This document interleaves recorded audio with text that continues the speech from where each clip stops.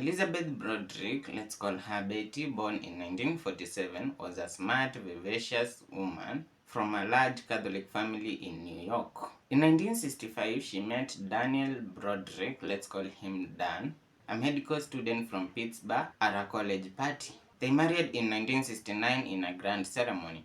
Betty supported Dan through medical school and then law school while raising their children. The couple had 4 kids. Kim, born in 1970, Lee, born in 1971, Dan Jr., born in 1976, and Rhett, born in 1979.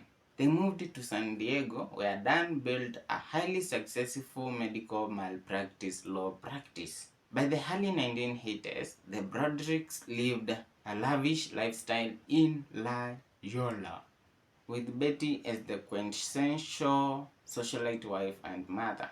But there were problems. Betty later claimed that Dan was controlling and emotionally abusive.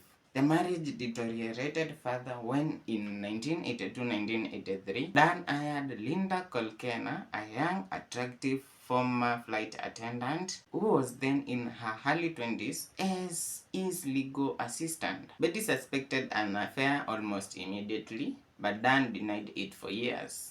In 1985, Dan finally left Betty and filed for divorce after 16 years of marriage. The proceedings became one of San Diego's ugliest and most expensive divorces, dragging on for years amid accusations of financial manipulation. Dan, a powerful attorney, allegedly used his legal knowledge to his advantage. Betty claimed he hid assets and tried to leave her with little.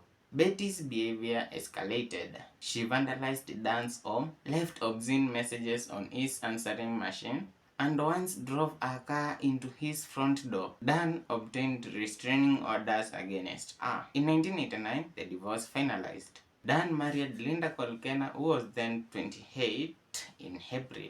Betty, who was 41 at the time, received a substantial settlement, including monthly support, but she felt deeply humiliated and financially wronged. She had sacrificed her own career and youth for the family, only to be replaced by a much younger woman. So sad. Anyway, Betty's mental health declined. She felt betrayed by the legal system, her ex-husband, and the society.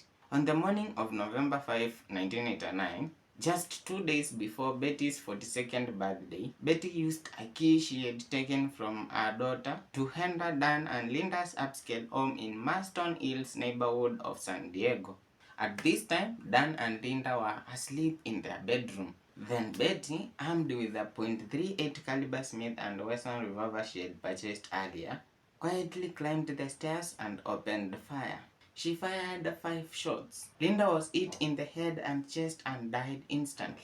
Dan was hit in the chest, apparently while reaching for the phone, and later died from his wounds. 1 bullet hit the wall, another a nightstand. Betty then left the house, called her daughter to confess what she had done, and eventually turned herself into police. She admitted to the shootings but described them as a spontaneous act driven by years of torment, not premeditated murder. The case shocked affluent San Diego and quickly became national news. Many saw Betty as a scorned woman pushed to the brink by a philandering husband and an unfair system, hence a symbol of divorce rage. Others viewed her as a dangerous, vengeful killer who terrorized her ex for years. Betty's first trial in 1990 ended in a hung jury. Her second trial in late 1991 resulted in convictions on 2 counts of second-degree murder. She was sentenced to 32 years to life in prison, consecutive to 15 to life terms plus extra time for the firearm. She maintained throughout that she was a victim of psychological abuse and never showed remorse, which hurt her chances at parole. She was denied multiple times. What did you do when you went into their bedroom?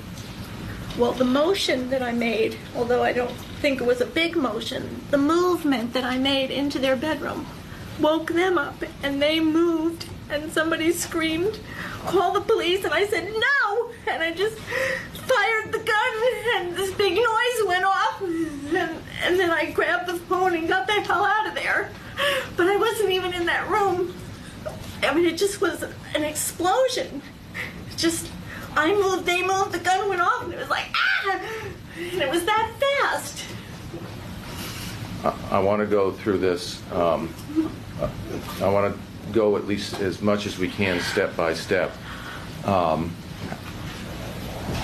How would you describe your memory of that event? Do you have a clear memory of everything that happened?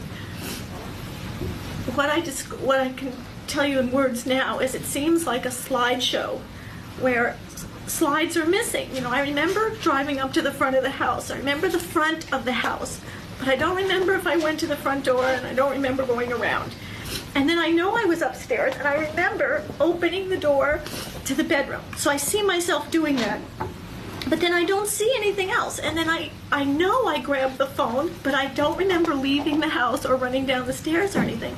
So it's like there's these spots missing. It's like a flash of this, and then she's over there, and there's a flash of that. The Betty Broderick story has been told in books, 2 1992 TV movies starring Meredith Baxter, and the 2020 Netflix series Dirty John. Betty Broderick died in prison on May 8, 2026. At age 78 from natural causes, with several of her children by her side.